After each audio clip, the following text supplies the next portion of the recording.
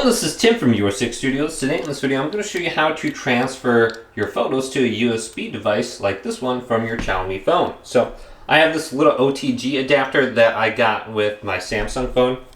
This allows me to plug in a USB device to a USB-C so I can plug it into the bottom of the phone. Now when you have it plugged into your phone, we can go on over to My Files. So just look for File Manager or Files and we'll open this up. Now we can explore the device if this pops up, or we can just go on over to Storage. And you can see my USB device is already connected and it's on here. And I can go through here and I can view my different files.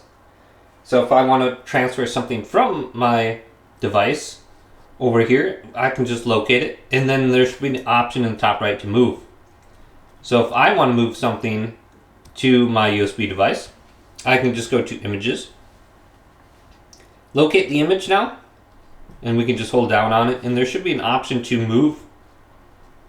So let's go to Move, USB device, and then just locate a folder, or create a new folder somewhere on here. And then we can click on it and go to Move. Now if you move it, you're going to delete it off of your phone, so you might want to just copy it.